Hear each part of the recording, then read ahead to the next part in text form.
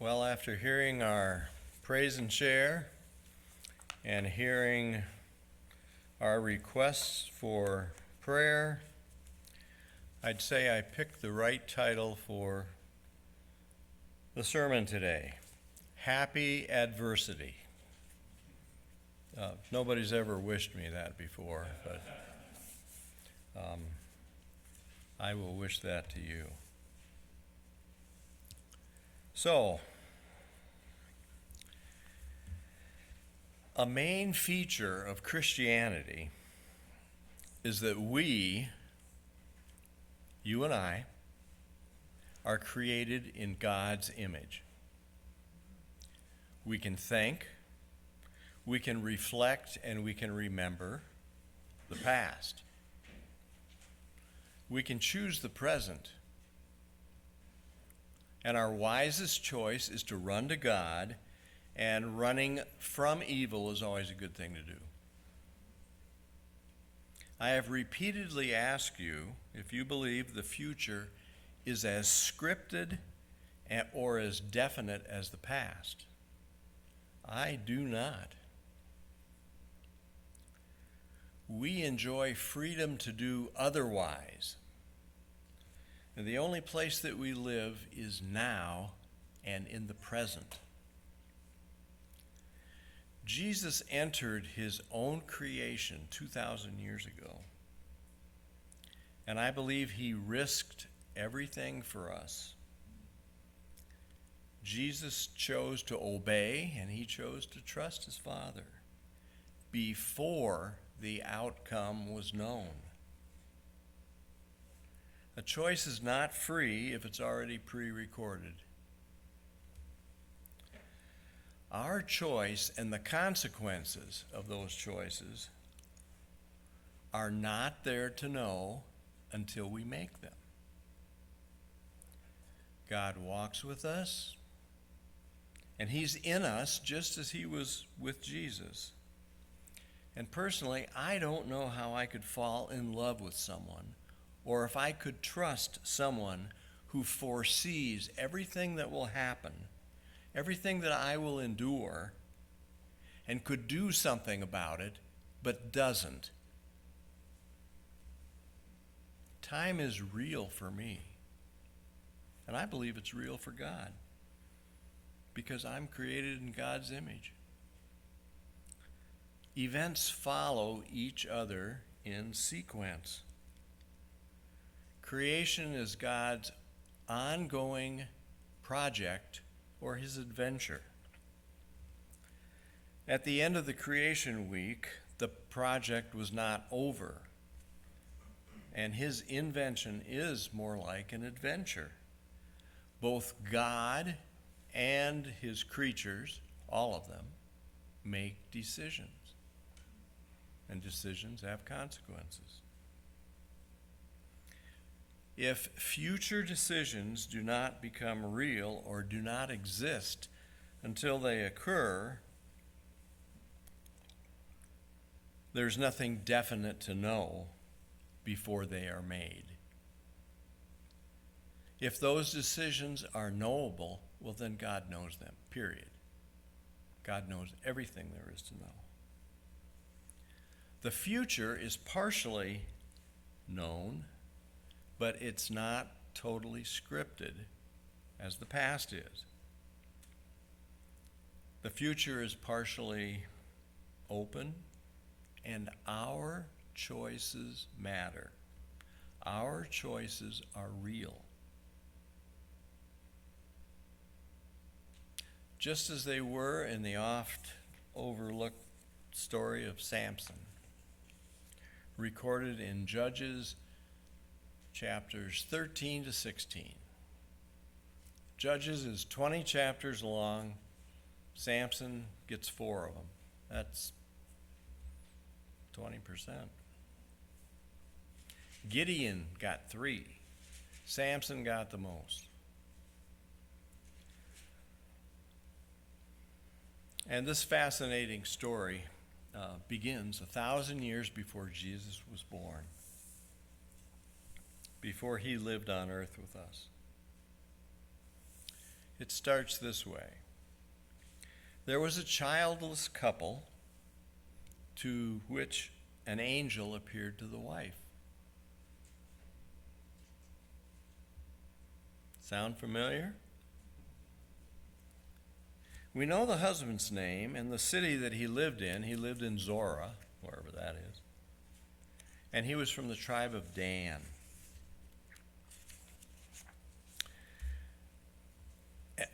An angel of the Lord appeared to her and told her, I know that you are barren and you're childless, but you're going to become pregnant and bear a son. But take much care. Don't drink wine or beer, and eat nothing ritually unclean. In order to hurry up the process, the angel continues telling her, you are in fact right now carrying a son. Well, that was quick. The angel continues, no razor shall touch his head. The boy will be God's Nazarite from the moment of his birth. He will launch the deliverance from the Philistine oppression. Israel had been under the dominance of the Philistines for 40 years. So the woman went to her husband and said, a man of God came to me. He looked like the angel of God, terror laced with glory. I didn't ask him where he was from, and he didn't tell me his name, but he told me, you're pregnant. You're going to give birth to a son. Don't drink any wine or beer, and eat nothing ritually unclean. The boy will be God's Nazarite from the moment of his birth until the day of his death. So Manoah, the father, prayed to God. And he said, Master, let the man of God you sent come again and teach us how to raise this boy who is about to be born. And God listened to Manoah. God's angel came again to the woman. She was sitting in the field. Her husband Manoah wasn't there with her. She jumped to her feet and ran to her husband. He's back, the man who came to see me that day. Don't you just love the details here? I do. This is a good story. Manoah got up, so he was sitting in a field. Was he? Or was he at a table? We never know. But he followed his wife and came to the man.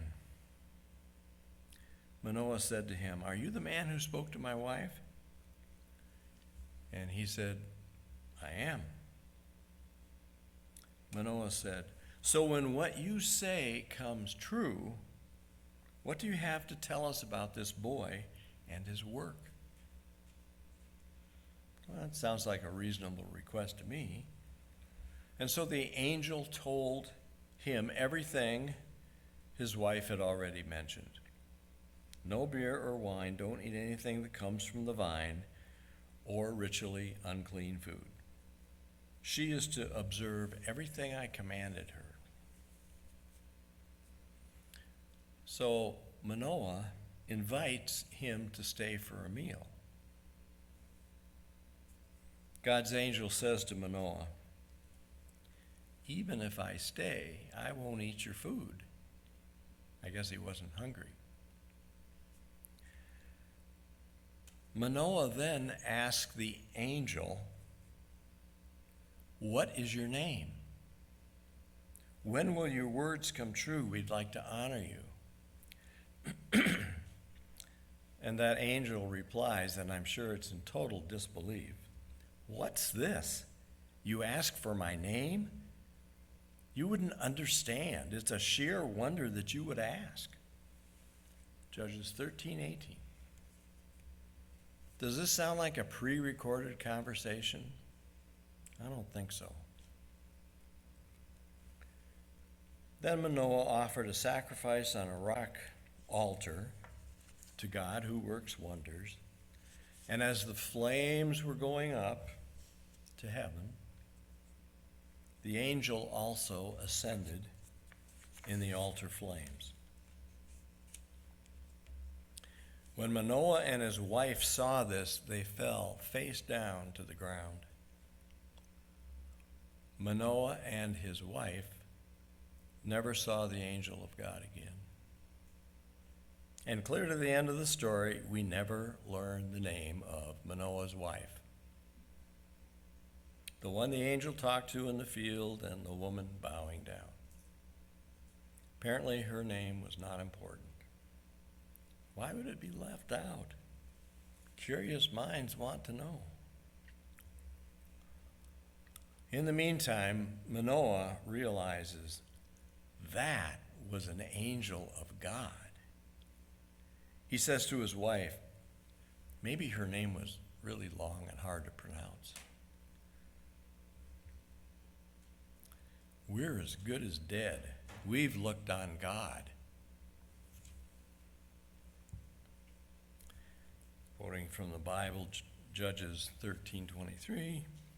But his wife said, if God were planning to kill us, he wouldn't have accepted our offering or revealed these things or given this birth announcement to us.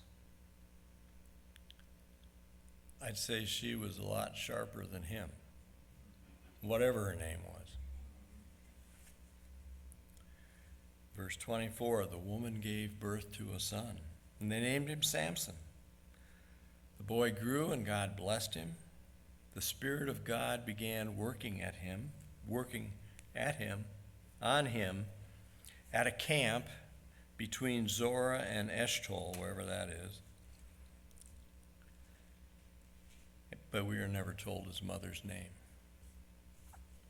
Now, the angel should have told somebody, watch out for Philistine women. But that got left out too. No mother's name, no warning to beware of Philistine women. And the story really gets more outrageous, but we'll skip most of that story. Samson's first marriage, we'll add a little bit of that. The last night of his first marriage, he was tricked. Samson got mad.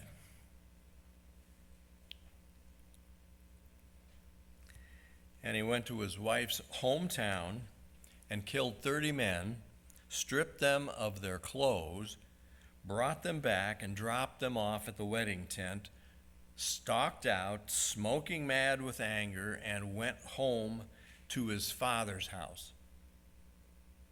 I presume his mother, lived there too. And then Samson's wife became the wife of the best man at the wedding. Kind of sounds like a Hallmark movie. The whole story gets more crazy and more out of control, and it would take way too long to go through all 4 chapters, and I doubt if you'd believe me because it's so outrageous. So sometime read Judges 13 through 16, the whole thing. So we're going to skip ahead to Judges 16. Samson hooks up with a prostitute, stays in bed with her till midnight, and then he gets up and he goes to the city gates and he seizes the 2 doors and the posts and the bolts and the nuts and everything that's there, and he lifts the whole thing up and takes it to the top of a hill that's not too far away that overlooks Hebron. Apparently it was quite a ways. So he was pretty powerful and pretty strong. And he single-handedly terrorized the Philistines. Well, then he met Delilah. And what I want is for you to realize how much freedom Samson has to determine his own life. For 20 years, he'd been the judge of Israel. He is both important and very strong. He makes real decisions with real consequences, and God is very close throughout. Now, unlike David, who gets good marks, even though he steals another man's wife and then has the guy killed, both Moses and Paul are murderers, and they both repented and changed. And then there's Solomon, who eventually had all of his siblings killed, murdered, and yet he's held in high esteem. Samson just doesn't get good marks. He gets ignored, and even worse. Delilah, who's bribed by all the Philistine leaders to find out the secret of Samson's strength, finally gets Samson to relent. He tells her, and she gets 100 shekels of silver from each of the leaders, the Philistine leaders. It's a long story, but when Delilah finds out the secret is in his long hair, she betrays him. As Samson slept on her lap, a man cut off the 7 braids of his hair, and immediately he began to grow weak. The Philistines grabbed him and gouged out his eyes. They put shackles of iron on him, and they put him to work pushing a big millstone in the prison, round and round like an ox. Oh, how the mighty have fallen. Most people say, good, he was such a show-off. Not much sympathy for Samson. In fact, I'll bet most of you never really gave much of a thought. I personally have never heard anyone say, poor Samson. I never did. But there is one who felt the humiliation. The same Lord that sustained Joseph, but Joseph gets good marks, and he should. Samson gets sneers, and we don't feel too sorry for him. He wasted his life. He could have used his gifts for good, but he didn't. Now comes the amazing part. The Lord heard the repentant heart and mind of Samson. Samson was truly sorry, and he humbly repented for his sins. He knew humiliation. Jesus knew humiliation. Every day was humiliation day for Samson. Happy adversity. His life was ruined forever. How many times did he replay in his mind the story of his wasted life? Do you think he knew what depression was? I do. Gradually, Samson changed. After truly repenting, he felt the Lord close by. Samson had faith that he was accepted by God, the God who accepts sinners and screw-ups.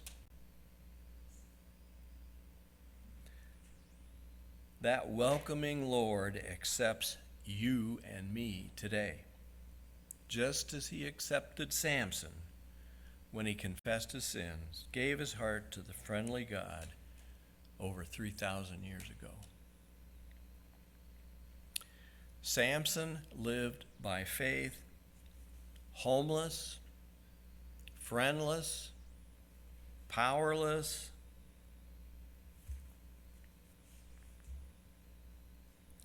making his way as best as he could on the cruel edges of the world.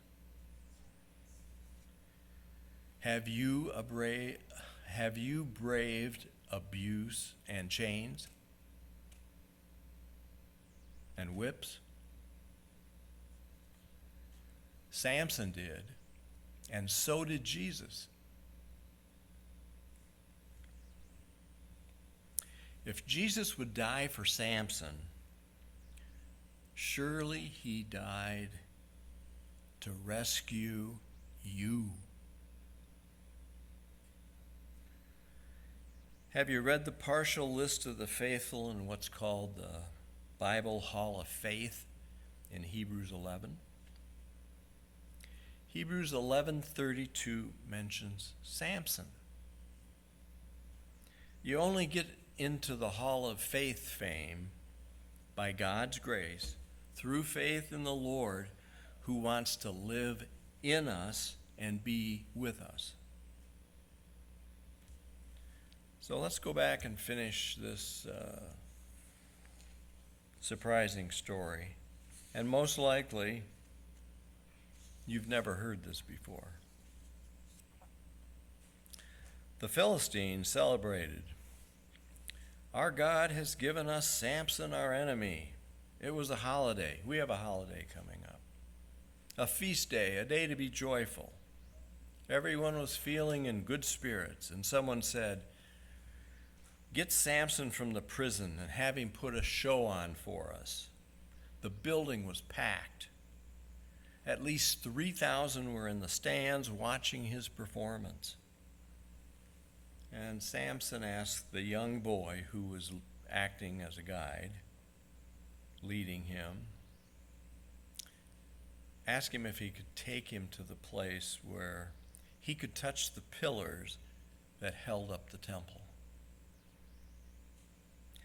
Samson cried out to God, "Oh God, please look on me again.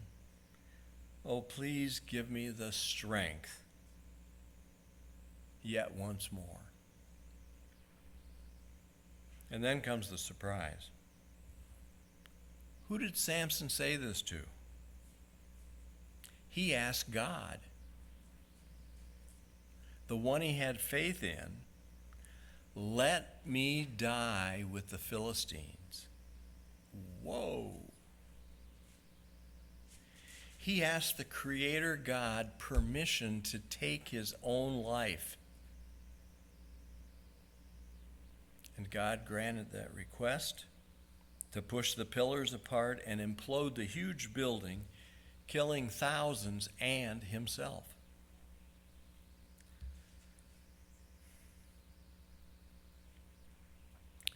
The humble Lord answered Samson's prayer. He was right there with him.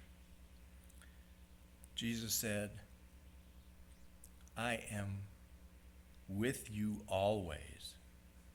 And he means it. Notice what happens next. Samson's brothers and all his relatives went down to get his body. They carried him back and buried him in the tomb of Manoah, his father. Once again, no mention of Samson's mother. We don't know how long Samson lived as a prisoner, with his eyes gouged out. But it seems his father had died. Who knows about the mother with no name? But Samson had a decent burial. And though he lived his last years alone and abused without much hope, he must have truly repented, or he wouldn't be listed with the faithful in Hebrews 11.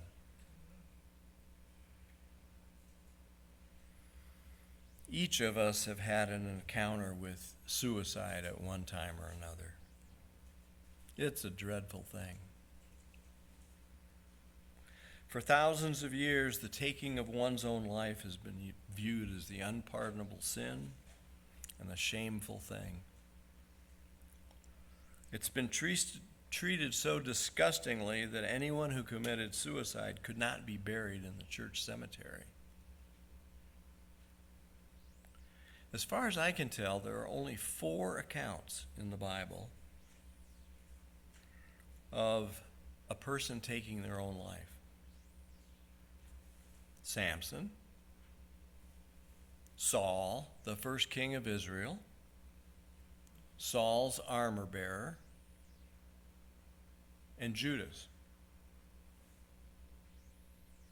The life of Saul, the first king of Israel, is found in 1 Samuel 9 through 31. 22 chapters are devoted to the life of Saul and the details of his history. And in the end, Saul knew that he was not right with God. He was surrounded by the Philistines, and he begged his armor bearer to kill him and to put him out of his misery, but the armor bearer wouldn't do it. So Saul fell on his own sword. And when the armor bearer saw that he was dead, he too fell on his sword and died. Now, what a perfect place to condemn suicide. But that never happened. When the Philistines found Saul and his 3 sons the next day, they cut off Saul's head and nailed him and his 3 sons to a wall. When the people heard what they did to Saul, the valiant men sprang into action, traveled all night, took the corpses of Saul and his 3 sons down, and carried them back to Jabesh, wherever that was. They were buried under a tamarisk tree, and they fasted and mourned for 7 days. Saul was never condemned for taking his own life, nor was his armor bearer. Well, how about Judas? Every gospel writer refers to Judas as the betrayer. But only Matthew tells us that in remorse, Judas hanged himself. Mark, Luke, John, they don't mention Judas taking his own life. But they do call him a betrayer. In Acts, which was written by Luke, when the disciples were deciding on someone to replace Judas, there more details were given about Judas, about his suicide. But Judas is condemned for betraying Jesus, not for taking his own life. The stigma surrounding suicide is not from God. That stigma is the work of the evil one. God will judge us fairly. Jesus loves to save us. Our choices matter. Others' choices matter. Your choices matter. God also makes decisions. Freedom of choice is really free. And we're free to do otherwise. And the best advice I can give is to choose to run to God and to run away from evil. By the way, where did the account of Samson come from? I'd say it came from whatchamacallit, Samson's mother.